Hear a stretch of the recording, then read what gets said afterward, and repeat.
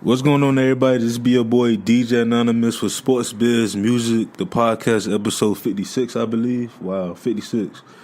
Tonight we got a special guest on the show. I got my boy Taylor Valenzuela.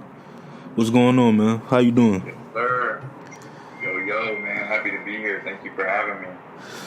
I see you got your sweater on too. I see it's cold up there too, up in the West Coast. I'm just trying to stay cozy, man. It's cozy season. It's what I like to call California cold. It's probably like 60 degrees. Yeah. Cause I was just in LA in May, and I damn, I forgot, because I had a homegirl that told me, she was like, it's cold in California year round. So when I went, I forgot, and it was like 56 in May or something crazy, stuff like that. Like Miami weather in like January. But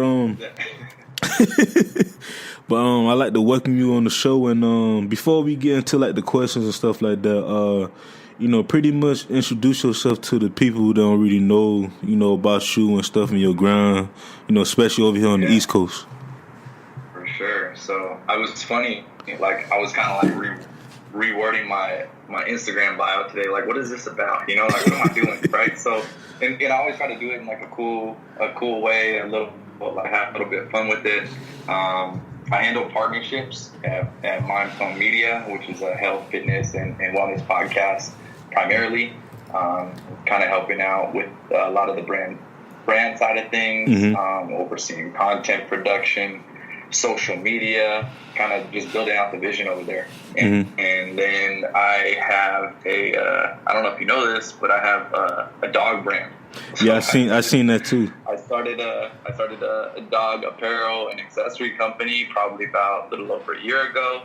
I have a podcast with one of my homegirls called Never Satisfied, and then when I have some extra time, have an agency of sorts where we help out different brands kind of get introduced to podcasting. So I think that's a little bit. The only other thing my other only claim to fame is I used to sell sneakers. I used to sell a lot of sneakers. So. Oh, really? Yeah, we can get into that. Yeah, man. We can definitely get into that later. You can get into that later for sure. So, like, before all these, a little bit.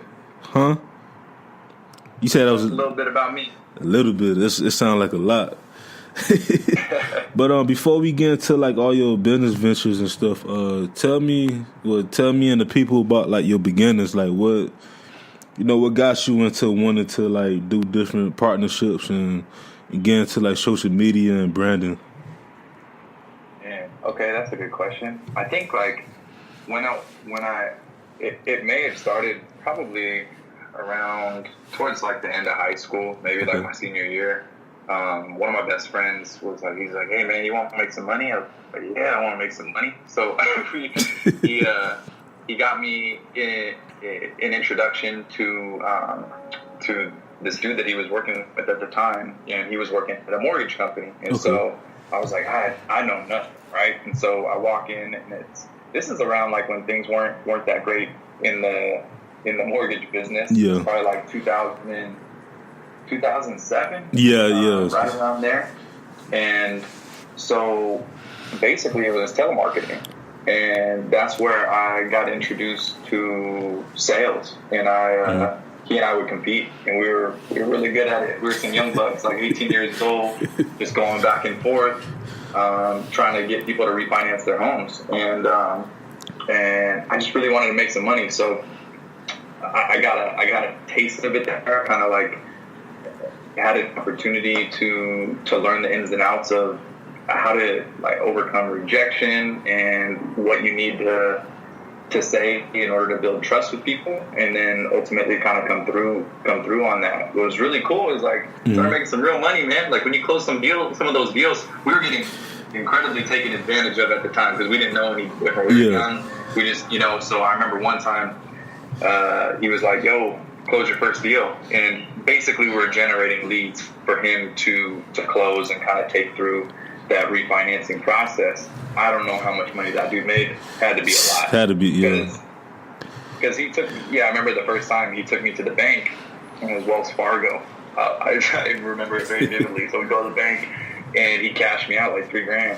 And this was when I was like 18 years old. And then the next day I go to class and I just got a fat fucking roll of hundreds in my pocket, nice rubber band. And then I was like in stats class and I was just like, man, this is wild. So that kind of kicked it off. And then from there, I was just like kind of in straight hustler mode. I did that for a while, and then that took a dive, and I was just like, man, I was in between jobs, and I didn't really know what to do. So I was into sneakers, like I was telling you. So first and foremost, like I've always had a love for sneakers ever since I was a little kid. It wasn't until like I was in high school. What's your favorite brand, real quick, before we get deep into this? Favorite shoe brand? Yeah, shoe brand. Yeah. That's tough, dude. I mean, I don't know. Yeah, that's really, really tough. You have to respect what Nike has done. I love Jordan brand when Jordan was still playing. Yeah. Jordan brand now doesn't have the same thing. But I think when I was growing up, it was a little bit of everything. I think mostly a lot of Nike, like Nike basketball, like Charles Barkley, Jason Kidd, Kevin Garnett, like all those dudes.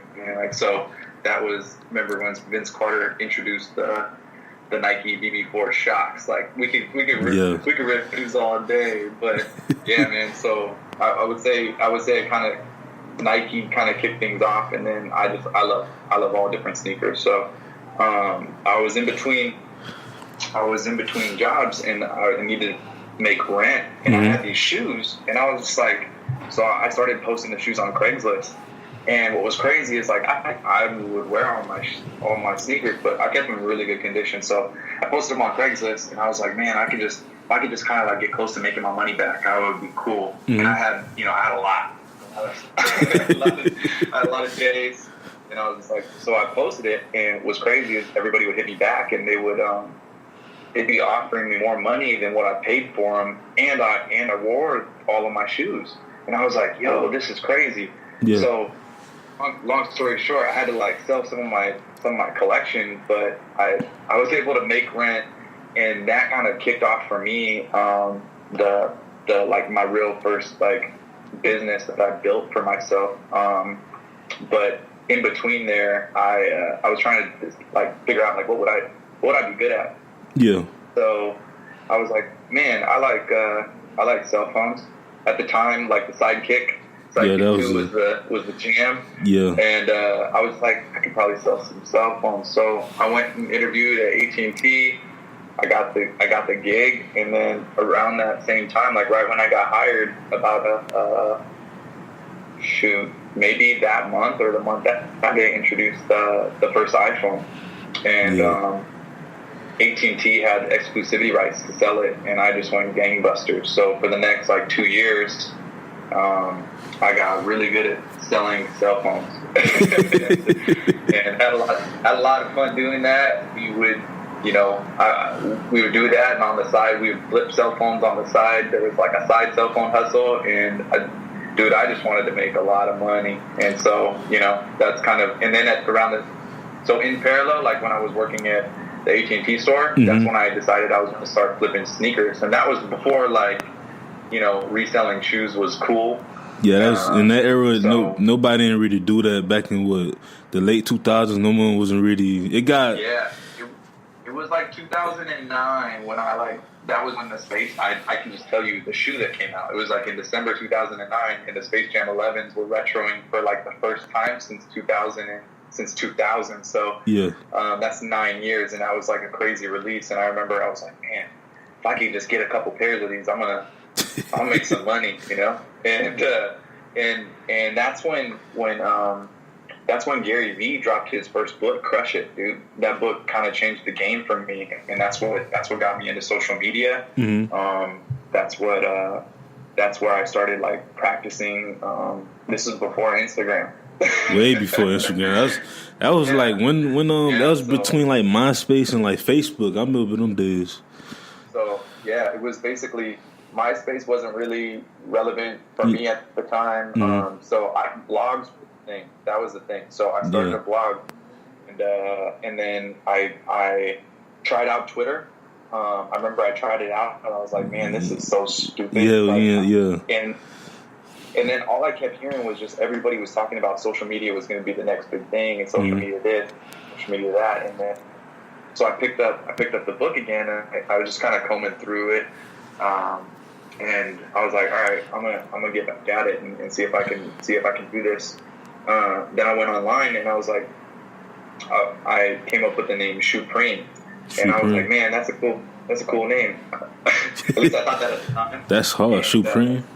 I tried to, I went on GoDaddy and it was available, and then I went on Twitter and it was available, and then I went on Facebook and it was available. So then I swooped everything up, and then I started kind of like really diving into Twitter and the ins and outs of like how to what would he talk about at the time, like building a personal brand, but I did it through the lens of building a business. So it was never about me. It was just like Supreme the brand. Yeah, man. And then there's so many like things in between, so many attempted business ventures. I probably flipped everything imaginable in life. I was just and then I landed here. Now I'm in podcasting. That's what's up. So like, but explain to the people though, like, this is 2019. Explain like 10, 12 years ago where, it was very different. Like I was in high school at the time, and at that time, MySpace was up and coming. Then it kind of died out, and then Facebook and Twitter started to come up my senior year, around 2009, 2010.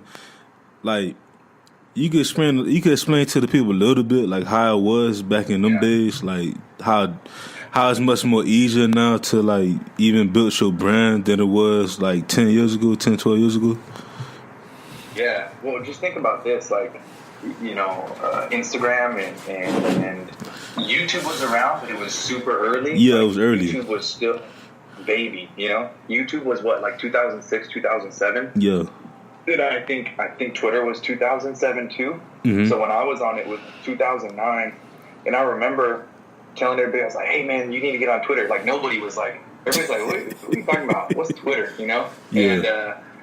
And I think that's some of the benefits of being early, right? When you're early to a new platform, and eventually it kind of gains some traction. Like if you're what would be considered an early adopter, and you're talented and you have some momentum behind you, you can really you can gain a lot of, I guess, attention and potential like market share. But for me, it was a lot of strategy and like exactly what you're doing with podcasting. That's exactly why I like podcasting right now, because right now it's early. A lot of people majority of people do not listen to podcasts. No. Okay.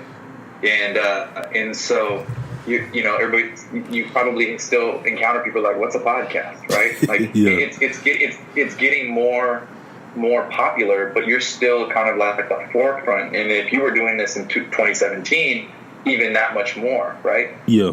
And so I think back then it was kind of like a little bit of the Wild West, and you don't know kind of what's going on. But I was doing exactly what you were doing. Like instead of it wasn't sliding in the DMs. That wasn't the thing. Yeah. It was, well, I guess it was. There was like a direct message or like a private message feature.